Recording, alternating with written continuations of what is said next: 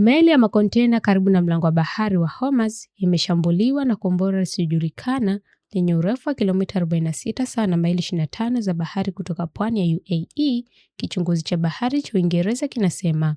Mkuu wa chombo hicho alisema kiliharibiwa, lakini wafanyakazi wote walikuwa salama na wamepatikana, kulingana na uendeshaji biashara baharini wa Uingereza, yaani UKMTO.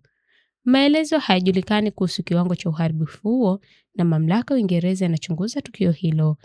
UKMTO ilizitaka meli zote zinazopita katika eneo hilo kusafiri kwa tahadhari. Wakati huo, meli ya mizigo nyingine imehamishwa katika mlango wa bahari wa Hormuz baada ya kushambuliwa na kombora lisilojulikana, linaripoti shirika la biashara baharini la Uingereza, yaani UKMTO. Inasema tukio hilo lilitokea maili 11 za baharini kaskazini mwa Oman na kuripotiwa saa 10:35 GMT na kusababisha moto ndani ya chombo hicho. Hili ni tukio tofauti na lile la kwanza lililotokea katika mlango wa bahari wa Hormuz, ambapo meli ya makontena imeshambuliwa na kombora lisilojulikana.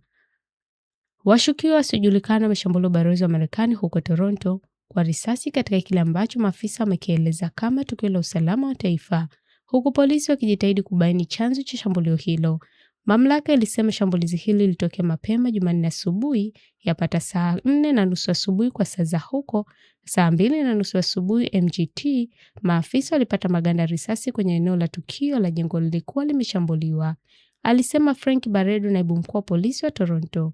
Wizara ya mambo ya nje ya Marekani ilisema inafahamu kuhusu tukio hilo na inafuatilia kwa karibu hali hiyo kwa kushirikiana na vyombo vya sheria vya eneo hilo. Shambulizi hili limetokea huku polisi wa Norway ikichunguza mlipuko uliotokea nje ya ubalozi wa Marekani huko Oslo siku ya Jumapili.